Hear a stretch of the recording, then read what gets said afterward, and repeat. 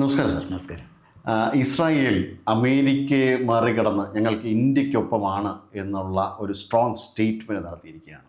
ഇത് എങ്ങനെയായിരിക്കും ജിയോ പൊളിറ്റിക്സിനെ ബാധിക്കുക? ജിയോ പൊളിറ്റിക്സിൽ ഇസ്രായേൽ എന്നും നമ്മുടെ ഒപ്പമായിരുന്നു. ജിയോ പൊളിറ്റിക്സിൽ ഇന്ത്യയെ കാര്യമായിട്ട് ബാധിക്കാനില്ല, അത് അമേരിക്കയാണ് അമേരിക്ക. അതിൻ്റെ കാര്യം എന്താ വെച്ചാൽ ഇസ്രായേൽ അവരുടെ കരുത്ത് ലോകത്തിന് തെളിയിച്ചു കൊടുത്ത 1967 അന്നത്തെ ഒരു 7 days വാർ, 5-6 ദിവസം നീണ്ടു നിന്നൊരു യുദ്ധം ഉണ്ടായിരുന്നു.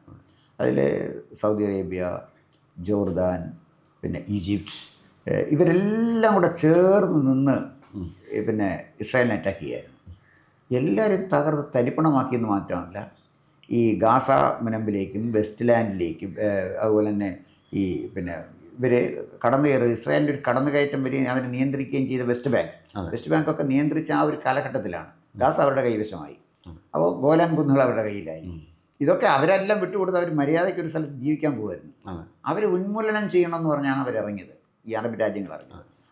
ക്ലോക്കൊക്കെ വെച്ചിട്ട് 2047 മൊത്തം കത്തിച്ച് കളയുന്നത്. അപ്പോൾ അതിൻ്റെ പ്രശ്നം എവിടെയാണെന്ന് ചോദിച്ചു കഴിഞ്ഞാൽ അവർ അണ്ടർ എസ്റ്റിമേറ്റ് ചെയ്തു ജ്യൂസിനെ. കാരണം ലോകത്ത് ഇത്രമാത്രം പീഡനം അനുഭവിക്കേണ്ടി വന്ന ഒരു ജനതയുമില്ല.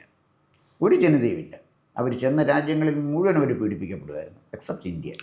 അതുകൊണ്ടാണ് അപ്പോൾ ഞാൻ പറഞ്ഞു വന്നത്, ഇന്ത്യയുമായുള്ള ബന്ധം എത്രയോ നൂറ്റാണ്ടുകൾക്ക് മുമ്പുള്ള ബന്ധമാണ്. അവരിവിടെ വന്ന് അവരുടെ സിനഗോഗ് സ്ഥാപിക്കാൻ കൊച്ചിയിലും ഉണ്ടായിരുന്നല്ലോ, വന്നവരെയൊക്കെ സ്വാഗതം ചെയ്യുന്നു. നമ്മൾ പ്രിൻസസ് സ്റ്റാറ്റസ് കൊടുത്തിരുന്നു 13-ാം നൂറ്റാണ്ട്.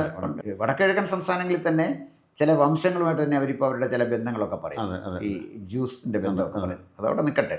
അപ്പോൾ ഇന്ത്യയെ സംബന്ധിച്ചിടത്തോളം ഇന്ത്യ എന്നും മറ്റെല്ലാ രാജ്യങ്ങളെ പോലെ, മറ്റെല്ലാ സംസ്കാരങ്ങളെ പോലെ ജൂത സംസ്കാരത്തെ നമ്മൾ സ്വാഗതം ചെയ്തതാണ്. നമുക്ക് പ്രശ്നമൊന്നുമില്ലായിരുന്നു. അപ്പം അതാണ് ഇന്ത്യയുടെ വലിയ പ്രത്യേകത. ഈ ഹിന്ദു കൾച്ചറിൻ്റെ വലിയൊരു പ്രത്യേകത ഉള്ളത്, ഇതിന് സ്വാംശീകരിക്കാനുള്ള വല്ലാത്തൊരു കപ്പാസിറ്റി ഉണ്ട്. 600 വർഷത്തിലധികം മുസ്ലിം ഭരണാധികാരികൾ ഭരിച്ച രാജ്യത്ത് ഈ കൾച്ചറിനെ തൊടാൻ അവർക്ക് പറ്റിയില്ല. 200 വർഷം ബ്രിട്ടീഷുകാരൻ ഭരിച്ചു, അവന് പറ്റിയില്ല. ആഫ്രിക്കയിൽ ചെന്നപ്പോൾ എന്താ പറ്റിയത്? ആഫ്രിക്ക മുഴുവൻ ക്രിസ്ത്യാനികളായില്ലേ. അവൻ്റെ സംസ്കാരത്തെ, അവൻ്റെ ഗോത്ര സംസ്കാരത്തെ തകർത്ത് തരിപ്പണമായി കഴിഞ്ഞില്ല ഇവാഞ്ചലിസ്റ്റുകൾ ഇപ്പോഴും നടത്തുന്നുണ്ടല്ലോ, ഇവാഞ്ചലിസ്റ്റുകൾ ഇപ്പോഴും ശ്രമിക്കുന്നുണ്ടല്ലോ ഈ സംസ്കാരത്തെ തൊടാൻ. അപ്പം അത് നടക്കില്ല. അത് ഇന്ത്യൻ സംസ്കാരത്തിൻ്റെ ലോകത്ത് ഇങ്ങനെ ഒരു സംസ്കാരം ഇന്ത്യയുടെ ഉള്ളൂ. മോസ്റ്റ് കണ്ടിന്യൂസ് കൾച്ചർ എന്നാണ് പറയുന്നത്. Most continuous culture. അത് തന്നെയല്ല, ഏതിനെ അബ്സോർബ് ചെയ്യും. സമുദ്രം പോലാണ്. പമ്പാ നദി വന്നാൽ അതിനെ എടുക്കും, യൂഫ്രട്ടീസ് വന്നാൽ അതിനെ എടുക്കും, ടൈഗ്രീസ് വന്നാൽ അതിനെ എടുക്കും. അപ്പോൾ യൂഫ്രട്ടീസും ടൈഗ്രീസിനൊന്നും സമുദ്രത്തിന് എടുക്കാനൊക്കത്തില്ല, പമ്പാ നദിക്കും എടുക്കാനൊക്കത്തില്ല, ഗംഗയ്ക്കും എടുക്കാൻ പറ്റില്ല. സമുദ്രത്തിന് ഇതിനെ ഉൾക്കൊള്ളാൻ പറ്റും. അതാണ് ഹിന്ദു കൾച്ചറിൻ്റെ പ്രത്യേകത. ഈ ഇവാഞ്ചലിസ്റ്റുകളും ഇസ്ലാമിക് ടെററിസ്റ്റുകളും ഈ യാഥാർത്ഥ്യം മനസ്സിലാക്കാതെ ആണ് ഈ പിന്നെ കമ്മ്യൂണിസ്റ്റുകാരൻ ചാണകസംഖി എന്ന് വിശേഷിപ്പിച്ച് അപമാനിക്കാൻ ശ്രമിച്ച് വംശനാശം വരാനുള്ള കാരണം എന്താ? കല്ലേ കടിച്ച് പല്ല് കളയുന്നത് പോലെയാണ്.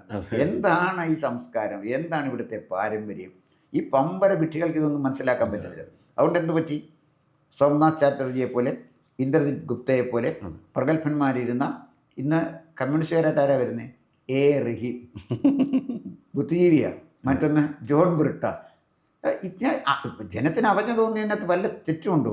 ഈ ബ്രിട്ടാസിൻ്റെയൊക്കെ പ്രസംഗം കേൾക്കുമ്പോൾ എനിക്ക് അവജ്ഞയാണ് തോന്നുന്നത്. എ റഹീം കേൾക്കുമ്പോൾ എനിക്ക് തമാശ.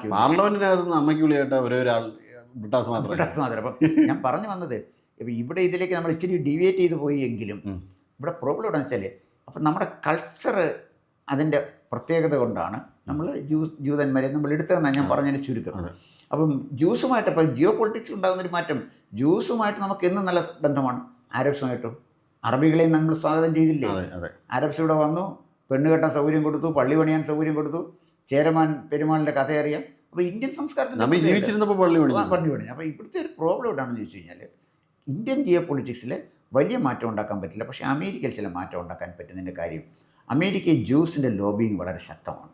അവിടുത്തെ ബിഗ് ബിസിനസ് ഗ്രൂപ്പുകളെയൊക്കെ ജ്യൂസാണ് പിന്നെ ലോബി ചെയ്തുകൊണ്ടിരിക്കുന്നത്. പക്ഷേ അടുത്ത സമയത്ത് അമേരിക്കയ്ക്കുണ്ടായ 2 കുഴപ്പങ്ങൾ ജ്യൂസ് തിരിച്ചറിഞ്ഞിട്ടുണ്ട്. ഒന്ന്, അമേരിക്ക ലോക പോലീസ് എന്നുള്ള ഭാഗത്തുനിന്ന് അമേരിക്ക ദുർബലമായി. ആ ലോക പോലീസ് എന്നുള്ള നിലയിൽ അമേരിക്കയെ ദുർബലമാക്കിയത് അമേരിക്കയുടെ സാമ്പത്തിക ശക്തിക്കേറ്റ പ്രഹരമാണ്. അമേരിക്കൻ്റെ എക്കണോമി എന്ന് പറഞ്ഞാൽ അമേരിക്കയുടെ ബോണ്ടിലാണല്ലോ നിൽക്കുന്നത്. അതിലേക്ക് നമ്മൾ പോകണ്ട. അത് ചൈന വിചാരിക്കുകയാണെങ്കിൽ അമേരിക്ക നാളെ കുത്തുവള എടുപ്പിക്കാമെന്നാണ് പറയുന്നത് ലോക സാമ്പത്തിക വിദഗ്ധന്മാർ പറയുന്നത്. കാരണം ബോണ്ടെല്ലാം അവരാണ് വാങ്ങിച്ചു വെച്ചിരിക്കുന്നത്.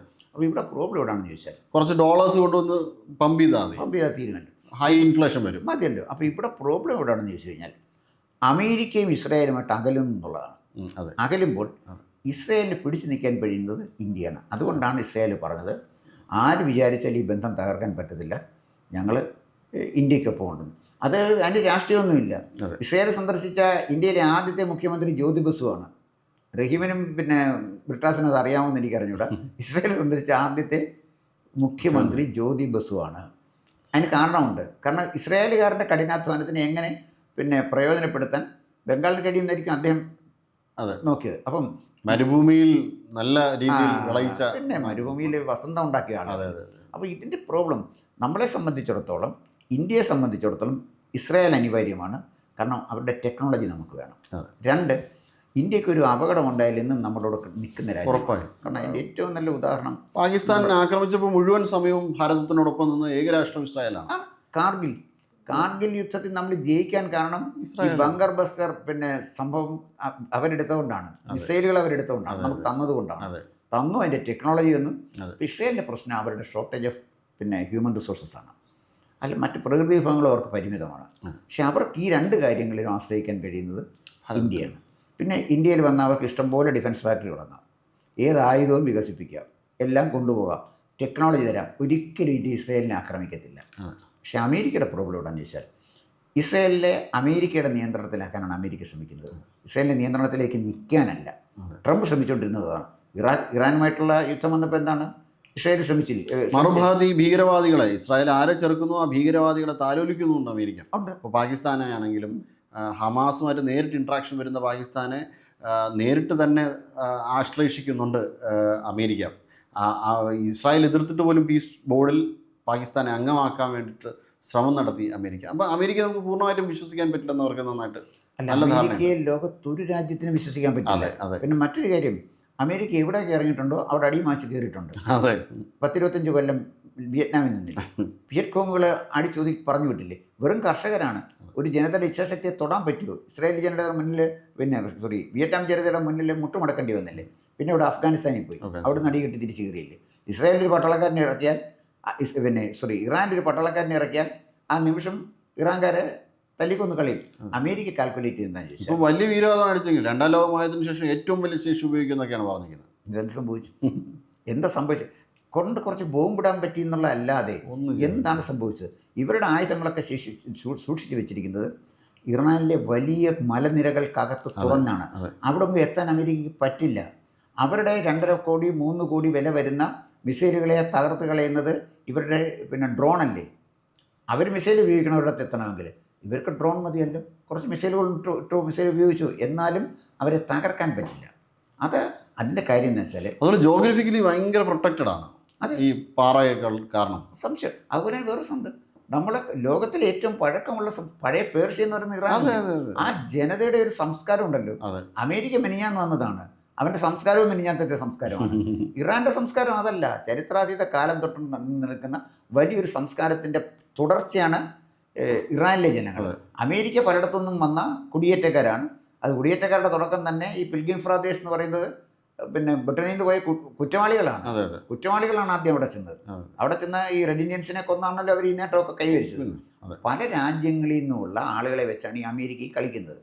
പക്ഷേ ഇറാൻ അങ്ങനല്ല. അവർക്ക് സ്വന്തം സംസ്കാരമുണ്ട്, അവർക്ക് സ്വന്തം പാരമ്പര്യമുണ്ട്.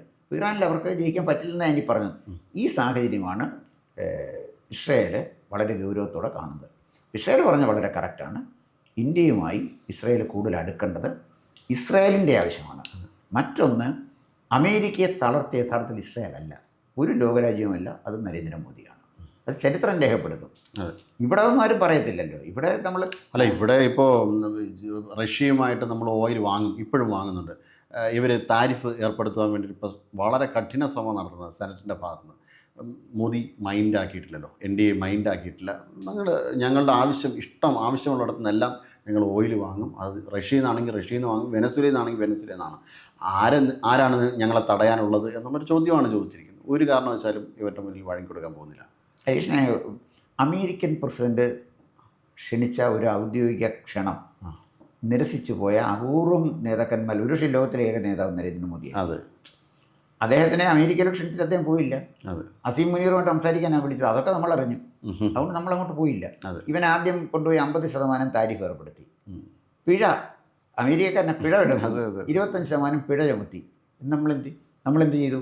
ബ്രിട്ടനുമായിട്ട് നമുക്ക് വ്യാപാര കരാറുണ്ടാക്കി, പിന്നെ ഫ്രാൻസുമായിട്ട്, ജർമ്മനിയുമായിട്ട്, ലോകത്തെല്ലാ രാജ്യങ്ങളുമായിട്ട് നമ്മൾ വ്യാപാര കരാറുണ്ടാക്കി. ഇൻഡയറക്ട്ലി നമ്മുടെ സാധനം അമേരിക്കയിലെത്തുന്നുണ്ട്. അപ്പോൾ അമേരിക്കയ്ക്ക് നമ്മൾ ഒഴിവാക്കി നിൽക്കാൻ പറ്റില്ല. ഇവിടെയുള്ള പ്രോബ്ലം എവിടെയാണെന്ന് ചോദിച്ചു കഴിഞ്ഞാൽ, ഇസ്രായേലും ഇന്ത്യയുമായുള്ള ബന്ധം അതിശക്തമായി തുടരേണ്ടത് നമ്മുടെ ആവശ്യമാണ്. കാരണം അവരുടെ ലോകത്തിലെ ഏറ്റവും ശക്തമായ രഹസ്യ പോലീസ്, രഹസ്യാന്വേഷണ ഏജൻസി ഇസ്രായേലിൻ്റെയാണ്. മറ്റൊരു തല്ലും കൂടി ഇതിൻ്റെ ഇടയിൽ കൊടുക്കുന്നുണ്ട്. ഡോളറിനെ ഒഴിവാക്കുന്നുണ്ട് നമ്മൾ വളരെ ശക്തമായ രീതിയിൽ. കാരണം ഇപ്പോൾ റഷ്യയും ബംഗ്ലാദേശുമായിട്ട് ഡീലുണ്ട്. ബംഗ്ലാദേശ് ലോക്കൽ കറൻസിയിൽ, അത് ഇന്ത്യൻ റുപ്പീസിലാണ് മാക്സിമം അവരുടെ പർച്ചേസ് നടത്തുന്നത്. അപ്പോൾ ബംഗ്ലാദേശ് ഇന്ത്യൻ രൂപയിൽ പർച്ചേസ് നടത്തുമ്പോൾ, അതായത് ഇന്ത്യയുടെ സമീപ രാജ്യങ്ങളെല്ലാം തന്നെ ഇന്ത്യൻ രൂപയിൽ പർച്ചേസ് നടത്തുമ്പോൾ ഈ റുപ്പിയുടെ ഡിമാൻഡ് വരികയും അവിടെ ഡോളർ താഴോട്ട് പോവുകയും ചെയ്യുന്നുണ്ട്. അങ്ങനെ ഒരു പണിയും കൂടെ നമ്മൾ വളരെ ശക്തമായ രീതിയിൽ കൊടുക്കുന്നുണ്ട് അവർക്ക്. അപ്പോൾ അങ്ങനെ ഈ രീതിയിലും കൂടെ അമേരിക്കയെ സാമ്പത്തികമായും കൂടെ ആക്രമിച്ചുകൊണ്ടിരിക്കുകയാണ്. ഇപ്പം റുപ്പീ സ്വാപ്പിംഗ് പല രാജ്യങ്ങളുമായിട്ട് ഇന്ത്യ എഗ്രിമെൻറ്റിൽ ഏർപ്പെട്ടിട്ടുണ്ട്. അല്ല, അത് അന്വേഷണം പറയുമ്പോൾ എനിക്ക് ഓർമ്മ വരുന്നത്, അമേരിക്കയെ വേദനിപ്പിക്കണമെങ്കിൽ ഡോളറെ തൊടണം. അതെ, ഡോളറിൽ ആദ്യം തൊട്ടത് സദ്ദാം ഹുസൈനാണ്, ഇറാഖിലെ. അദ്ദേഹം പിന്നെ ഡോളർ വേണ്ടെന്ന് പറഞ്ഞു. സദ്ദാം ഹുസൈനെ ഇറാഖിൽ ചെന്ന് അവിടെ ആ ഗവൺമെൻറ്റിനെ അട്ടിമറിച്ച് ഒരു രാജ്യത്തിൽ നിന്ന് അവിടുത്തെ ഭരണാധികാരിയെ അവർ തൂക്കിക്കൊല്ലുകയാണ്. ഈ കളിയാണ് അവരെ ഇറാനിൽ നോക്കിയത്. ഇറാനിലെ ഈ ഷായെ പുറത്താക്കാൻ, ഇറാനിലെ ഷാ ഒരു പ്രാകൃത ഭരണകൂടമാണ് ഇറാനിലുള്ളത്, ആർക്കറിയാൻ പാടില്ലാത്തത്. പിന്നെ തലപൊടി, പിന്നെ ഇത് ഖമേനിയുടെ ചില മത നിയമങ്ങൾ, അതിൽ പൊറുതിമുട്ടി നിൽക്കുകയാണ് ഇറാൻകാർ. പക്ഷെ അമേരിക്ക വന്നപ്പോൾ എന്ത് പറ്റി?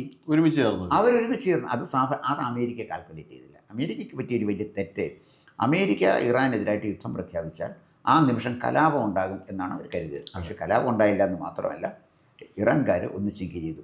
അത് ആ സംസ്കാരത്തിൻ്റെ പാരമ്പര്യത്തിൻ്റെ മഹത്വം മനസ്സിലാക്കാൻ ട്രംപിനെ പോലുള്ള ഒരു കച്ചവടക്കാരന് കഴിയാതെ പോയതുകൊണ്ടുണ്ടായ പ്രശ്നമാണത്. പിന്നെ അടുത്ത് വരാൻ പോകുന്ന ഒരു തെരഞ്ഞെടുപ്പിൽ, ഇപ്പം നവംബറിലല്ലേ സെനറ്റിലേക്ക് തെരഞ്ഞെടുപ്പ് വരുന്നത്, ആ തെരഞ്ഞെടുപ്പോടുകൂടി ഏതാണ്ട് ട്രംപിൻ്റെ ഹുങ്ക് ഇവിടെ അവസാനിക്കും. ജിയോ പൊളിറ്റിക്സിൽ ഈ വരുന്ന മാറ്റങ്ങളൊക്കെ ഒരു വലിയ പരിധിവരെ ഇന്ത്യക്ക് പ്രയോജനമാക്കി മാറ്റാൻ, പ്രയോജനമെന്നല്ല ഞാനീ പറയുന്നത്, ഇന്ത്യക്ക് പ്രയോജനകരമാക്കി മാറ്റാൻ കഴിയുന്ന വിധത്തിലുള്ള ദീർഘദർശനം ചെയ്യാൻ കഴിയുന്ന ഒരു പ്രധാനമന്ത്രിയാണ് നമ്മുടെ രാജ്യത്തുള്ളത്. അദ്ദേഹം തുടരുന്നിടത്തോളം കാലം ഇസ്രായേലുമായി നമ്മുടെ ബന്ധവും അമേരിക്കയുമായി നമ്മുടെ ബന്ധവും റഷ്യയും ചൈനയുമായൊക്കെ ഉള്ള നമ്മുടെ ബന്ധങ്ങൾ വളരെ ഗംഭീരമായിട്ട് തന്നെ മുന്നോട്ട് പോകും. പാകിസ്ഥാനെ ഇനി രണ്ടാമതൊരു അക്രമത്തിന് മുതിരാൻ കഴിയില്ല. സിന്ധു നദിയിലെ വെള്ളത്തിന് വേണ്ടി കിടന്ന് വെള്ളം കുടിക്കുക, അപ്പോൾ ഇപ്പോൾ റെഡിയാക്കി കഴിയുമെന്ന് പറഞ്ഞില്ലേ. അപ്പോൾ അതൊക്കെ ആവശ്യം പോലെ വെള്ളം കൊടുക്കുന്നുണ്ട് ഈ മഴ സമയം. അപ്പോൾ ഇതിൻ്റെ പ്രോബ്ലം എവിടെയാണെന്ന് ചോദിച്ചാൽ, ഇപ്പോൾ ശരിയാക്കി തരാമെന്ന് കുതിരോട്ടം പപ്പ് പറഞ്ഞ പോലെ ഉള്ളൂ ഈ പാകിസ്ഥാൻകാരൻ്റെ ഈ വീരവാദം. ഈ ചോദിച്ചതനുസരിച്ചാണെങ്കിൽ ഇസ്രായേൽ വന്നിരിക്കുന്ന ഇന്ത്യയുമായി കൂടുതൽ അടുക്കും എന്ന് ഇസ്രായേൽ പറഞ്ഞത്, അഥവാ തന്നെ അടുത്ത് നിൽക്കുകയാണ്. അത് മറ്റൊന്നുമല്ല, അത് വെല്ലുവിളി ഉയർത്തിയിരിക്കുന്നത് അമേരിക്കയ്ക്കാണ്. അറബ് രാജ്യങ്ങൾക്കോ ഇറാനോ അല്ല, മറിച്ച് അമേരിക്കയ്ക്ക് അവർ കൊടുത്തൊരു മുന്നറിയിപ്പാണ്. ഇനിയും വരാൻ പോകുന്ന മാറ്റം നമുക്കൊരു 5-6 വർഷത്തിനകം നമുക്കത് കാണാൻ പറ്റും. പുതിയ അമേരിക്കൻ പ്രസിഡന്റ് തിരഞ്ഞെടുപ്പ് വരുമ്പോൾ ഒന്ന് കാത്തിരിക്കാം, ഇസ്രായേൽ കളിക്കുന്ന കളി നമ്മൾ കാണാൻ പോകുന്നത്. കൂടുതൽ വാർത്തകളും വിശേഷങ്ങളും നേരിട്ട് ലഭിക്കാൻ ജനങ്ങളിൽ നിന്ന് ജനങ്ങളിലേക്ക് ജനഭൂമി ന്യൂസ് സബ്സ്ക്രൈബ് ചെയ്യൂ. ബെൽ ബട്ടൺ അമർത്താനും മറക്കരുത്.